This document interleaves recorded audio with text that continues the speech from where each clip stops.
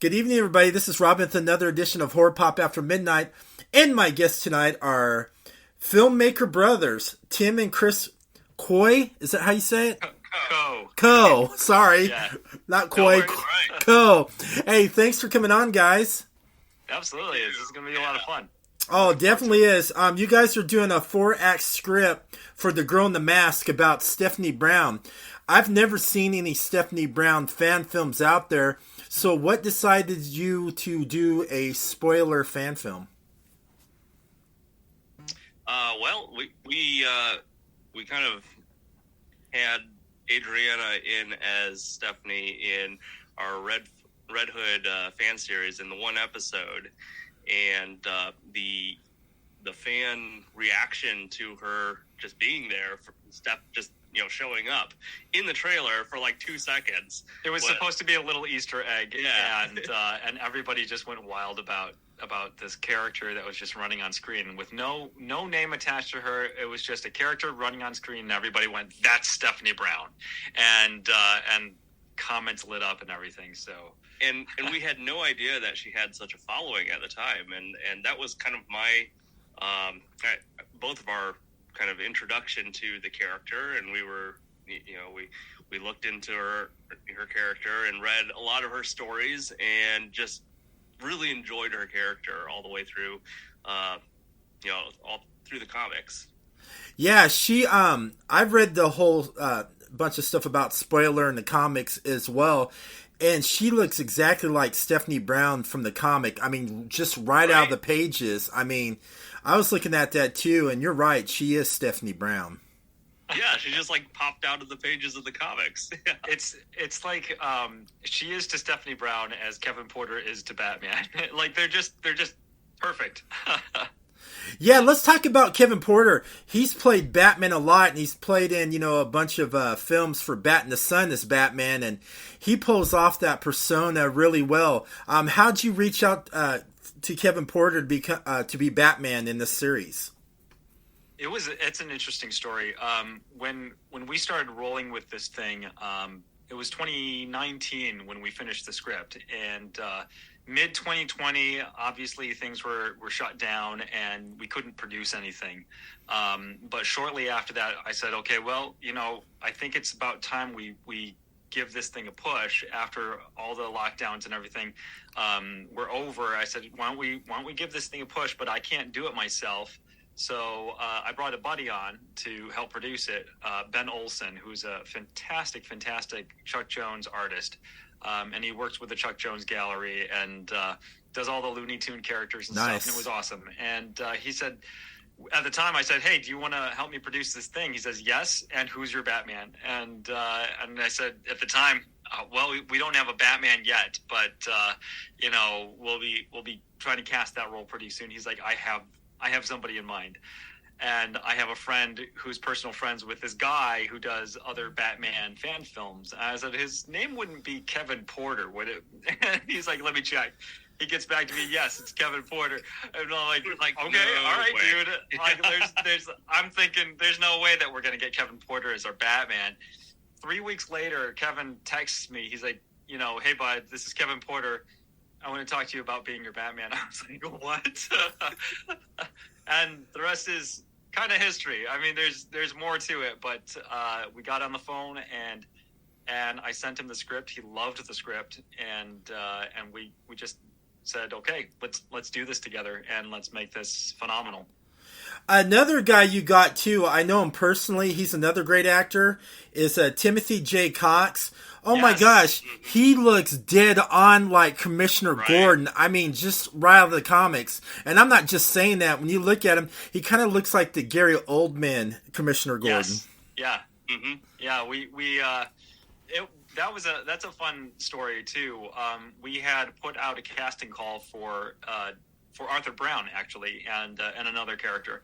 And he got back to us with a couple of auditions, and we looked at his auditions like, man, and I had gone back and forth with him on Facebook, I think it was, and we'd messaging. Seen some of his other stuff, and loved his we were stuff. Impressed with him as an actor. Yeah.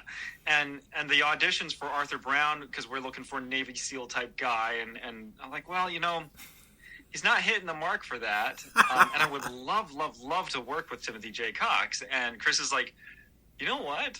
I think he's Commissioner Gordon. He's Commissioner Gordon. I'm like, I think you're right. And as soon as we like framed it that way, it was like, yep, that's Gordon right there. So we give him a call, and Chris, you can tell that part of the story. Yeah, we give him a call, and we're like, Tim's like, we watched your audition, and we're really sorry, we don't think you're right for the part. And he's like, yeah, I understand. And we're like, however, just like, there's another part. There's another part we think you might be right for. And we said, well, what would you say to being Commissioner Gordon? And he was like, that's even better. I can see him saying that. I mean, he, by watching that little teaser trailer you have of some Gordon, I looked at it and I was like, yep, he is definitely Gordon. He's going to nail that role. Yeah. Oh, he does. Working with Timothy on set has been a blast. I mean, just having him together with our Renee Montoya and Harvey Bullock, the three of them just gel together so well. And they play off as like they've known each other for years, working on the service together. And it's the perfect trio. We call them our GCP trio, and they have a blast, and it's a lot of fun seeing their professionalism on set. Absolutely. Hey, Tim takes such initiative when, before they even got on set, he got everybody together on a Zoom call and said, hey, let's get together and kind of like hash some things out. And this was without Tim or me even, asking for him to do that. He was just like, hey, I'm going to do this thing. And so when they got here, it was just like they knew each other, and it was great. Yeah, did you guys make him read any of the GCPD comics? I think he did that on his own. If you know Timothy personally, then you know he does his research, and he definitely did his research, and he knows he definitely drew inspiration from all the past Gordons, and he's fantastic. He was like, they're picking out ties. It's like, is this a Gordon tie to you? I think that looks like a tie that he wears in the comics. Yeah. It was fun. So, since you guys are doing the 4-part script and Stefanie Brown as Spoiler, are you going to go further with her? Possibly because in the comics, she mantled the role of Robin for a while too. Mm-hmm. Yeah. No spoilers. No no spoilers. This isn't a spoiler. That's why I was asking. This was definitely written to be a standalone piece. Okay. We wanted to do an origin story for Stefanie Brown, the way we have origin stories for Batgirl in the animated series, and Robin and Mr. Freeze. We like those. We really were drawn to those standalone pieces where it's like, this is the origin of this character, and then you get to the people who watch it get to imagine where this character goes off from there. There are no specific plans to do more with Stefanie Brown at this point, but we're not going to say like absolutely this not. is the story of hers that we feel is ours to tell. Yeah. And this is the part of her story. It's not, it doesn't like go through obviously the whole comic, timeline, but her origin and where she came from, and with a lot of, I think, optimism and hope at the end for where she's going. And I think that's kind of what we wanted to do. So in the film, did Adriana take any training in fight choreography to make Stefanie look badass on the screen? Have you seen our fight scene yet? It dropped today. No, I haven't. I'll definitely have to check that out. Yeah, you'll have to check that out. We've worked with Adriana a little bit on certain fight choreography scenes beforehand, but for this particular fight scene, we got Drew Martin, who actually plays Arthur Brown, her dad, in the thing, and he's a professional stunt choreographer and stunt coordinator and fight choreographer, and he's worked with Sean Bernal. Sean was on set So Drew and Sean, together with the rest of the team, just really put together an amazing fight choreography scene for us, and we also were able to get Adriana involved, who doesn't have past fight experience, but she's definitely getting into it now. So yeah. Hey, I'll make sure to get in there and do it. So yeah, that's great. After she gets enough training, probably no one wouldn't want to mess with her then. That's right. Well, especially if they've seen her fights on camera. Now let's talk about the costumes. I mean, that spoiler costume is like dead on. Who created that costume? I mean, it's just dead on. Thank you. Yeah, that was a little bit of a collaborative effort with Chris and I, but it was really a delving into our version of Stefanie and figuring out what makes sense for her in her real world sense.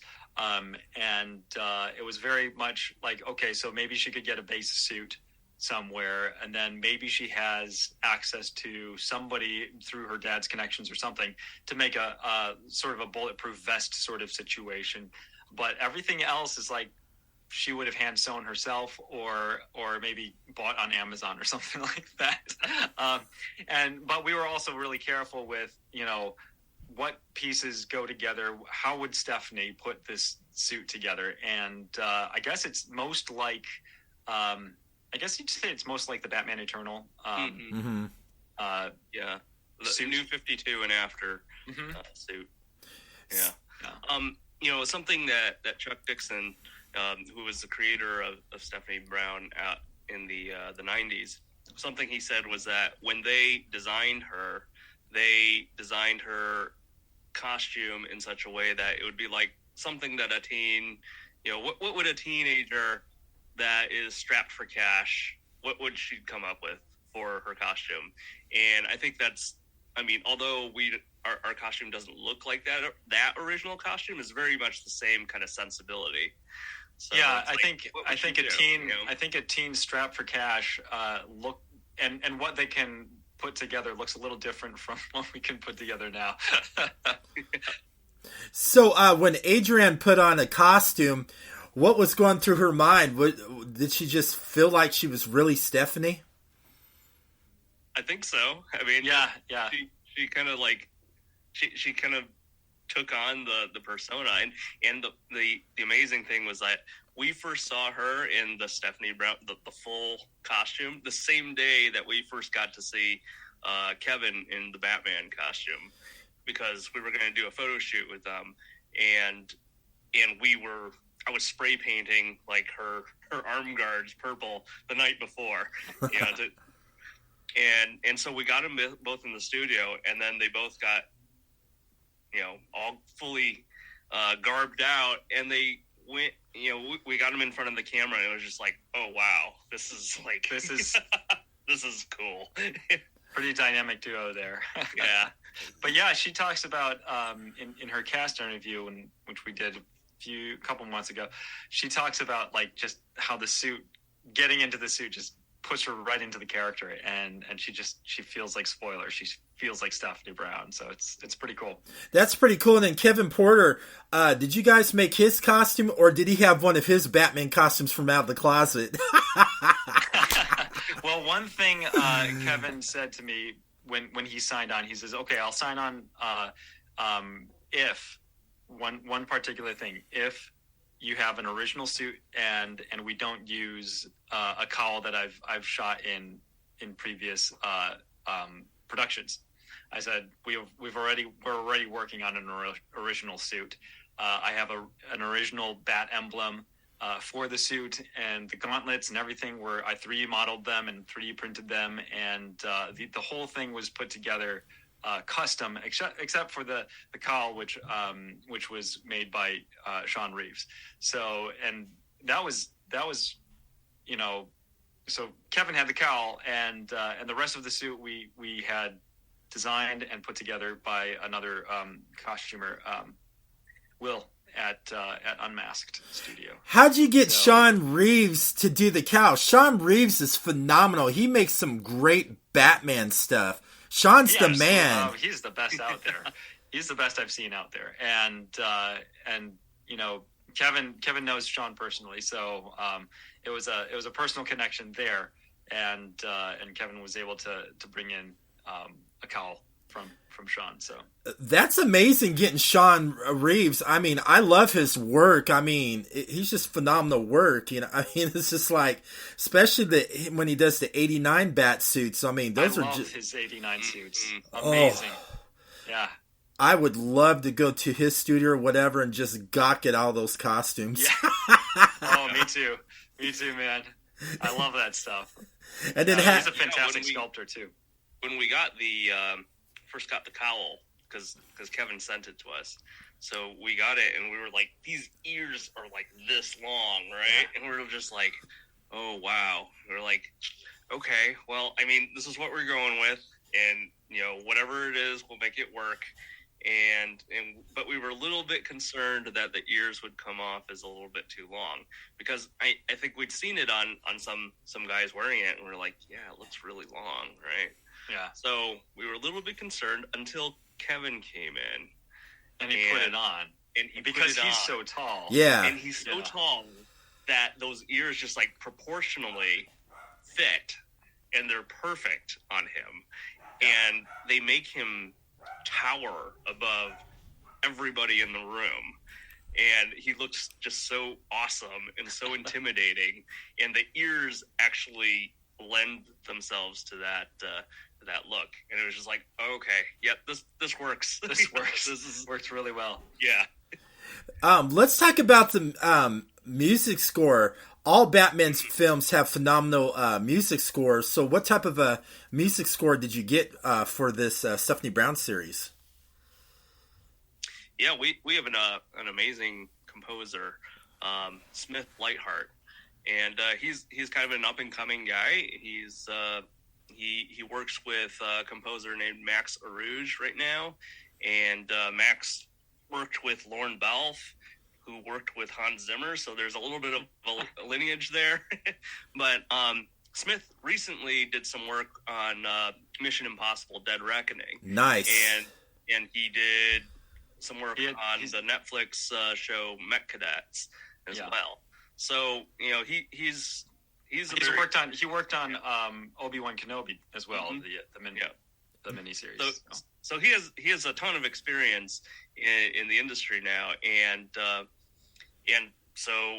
but he's also a friend of mine, and I knew him when he was a lot younger.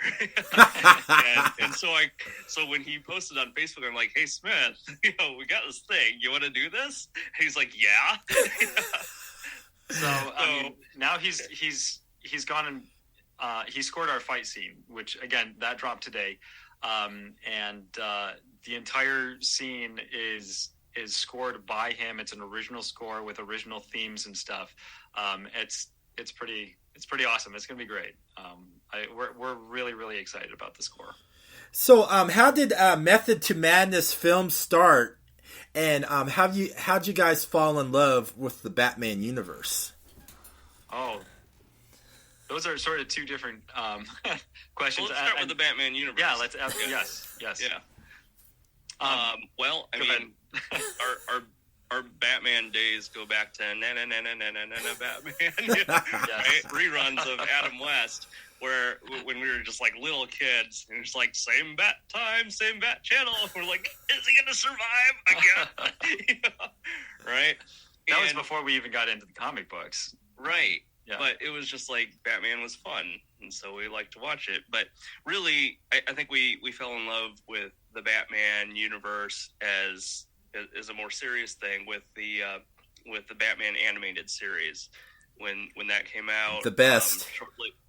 Shortly after Batman Returns, we were just like, oh, this is so good. This is like, and that's what we grew up with, the Batman animated series.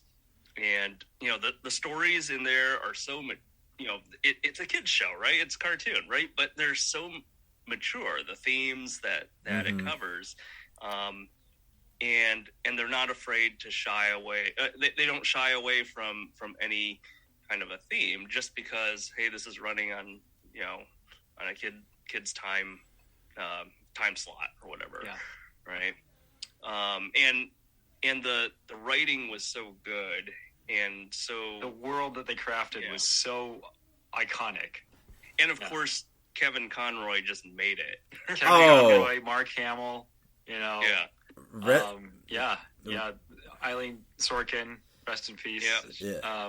Just amazing, phenomenal voices that were just so iconic, and those are the voices that we hear when we read the comics or read the books and stuff. And it's just you hear these voices, and they'll never go away. And that's really where our love for Batman and the universe started. And then, of music. Course, Shirley Walker's score was so. Oh, hell yeah! Especially Mask of the Phantasm. That's what we think of when we think of Batman music, right? That's kind of our touchstone, and so Method to Madness. I mean, we at the same time as we're growing to love Batman and comics and Star Wars and other franchises and great stories, franchises and not franchises, but we grew to love film as a medium. Amen. And we always, I think Tim and I always wanted to make movies, right? Yeah. And I can go back to like some old sketch pads that I've got where we like storyboarded scenes back when we were teenagers or whatever. Yeah. And we're like, we're going to make this film. We're going to do that. And as we never got to do it back then. So we got into commercial video and media production. And so that's our background. More recently, Tim does that right now. And he got in by way of commercial photography. So learning how to light a scene, learning how to light models so that people on camera look good. That's what Tim is good at. And that transfers, I think, very, very naturally to the filmmaking world.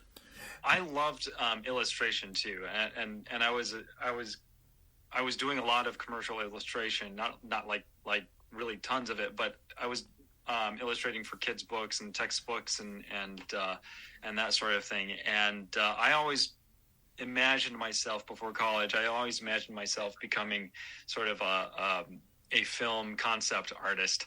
That never happened, but I still do that on these films that I work on. I'll still conceptualize things. I'll still storyboard things, which I love to see printed too. So, and that's one of our perks that you get to have a signed printed script with my storyboards and things in it. And I'm excited for that too. But art and film and lights and cameras and all the gear and all of that stuff were things that we fell in love with early on, and we're just glad we get to do it on this project together.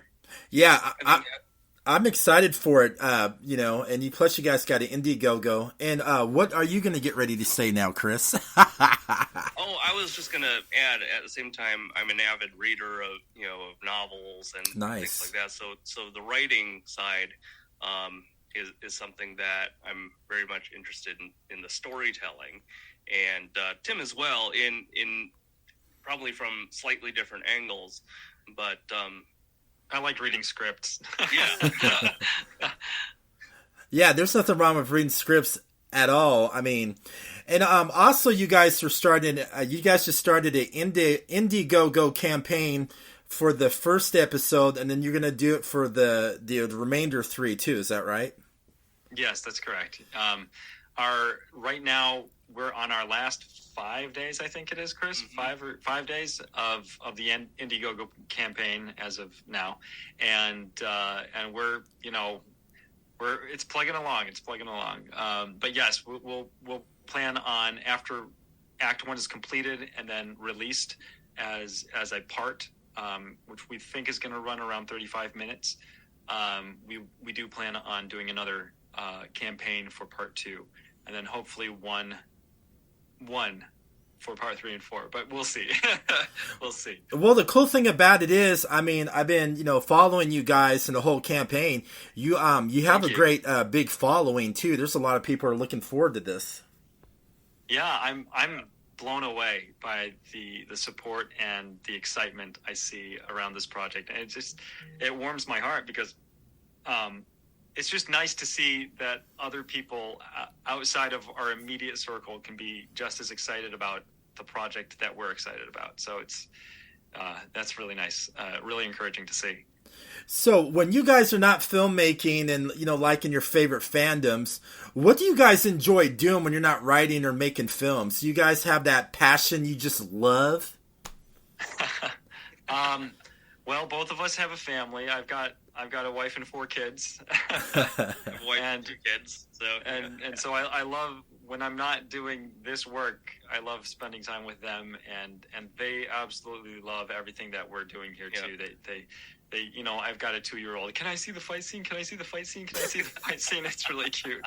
And so it's fun to share in the fandom with them, because I've got an 11-year-old, an 8-year-old, a 6-year-old, and a 2-year-old, and they're all into Batman and Star Wars, and they're just loving the Ahsoka series, and they're huge Mandalorian fans. So it's like, and I love that I get to share that with them. So yeah. I'm sorry, Chris. Go ahead. Oh, my kids too love the fandom. I have a 2-year-old, and she loves the color purple, so she's going to be a natural spoiler fan. And she once told me that my favorite is Stefanie Brown. Oh, wow, that's cool. So, you know what you should do? You should have Adrian in the full spoiler garb and have her meet your daughter. That would lighten her day. Yep. They've been on set. They've been together. That's why she likes Stefanie Brown. Because it's like, I know Stefanie Brown, right? Yeah, she's my friend. Yeah. Hey, you know something? That's epic, though, man. You're raising your kids right to like some good fandoms. I give you guys props. Nice, dude. Raising them right. Yeah. These stories are so epic and iconic, and what we've hoped to do with The Girl in the Mask for Stefanie Brown is the same thing that everybody has been able to enjoy for, Luke Skywalker and Bruce Wayne and Kal-El and, Barry and all these great stories and these great origin things that, like, Stefanie deserves this for herself too. And we just hope that people enjoy what we put together. And I hope people that are not familiar with Stefanie Brown will be inspired to go read her comics and read about her character, and I hope those who are familiar with Stefanie Brown will watch The Girl in the Mask and say, yeah, I recognize her. That's her. So where can everybody find you guys on Facebook to see what you're going to be doing next? And do you have another project you're going to be doing next as well? We're quite eyes deep into The Girl in the Mask right now. That the vision for next projects is it's a little blurry right now, but I'm sure in the next year or so we'll figure that out. Sorry, I forgot the beginning of your question. We're Facebook. Yes, yeah. You can find us on Instagram, YouTube, and Facebook at Method 2 Madness Films. That's Method 2. The number 2. I like that, guys. Yeah. Thank you so much for coming on and sharing your story. It was a blast. Thank you, Robin. Thanks, Robin. I really loved it. Enjoyed having you talk to us. So. I just love supporting indie filmmaking of all genres, horror, regular, fan films. I just love supporting all. If there's something interested I'm in, I like to reach out and share that story. That's just how I play. Thank you so much. I appreciate the support. Appreciate the chance to come on. All right. Thank you, guys. And everybody have a great evening.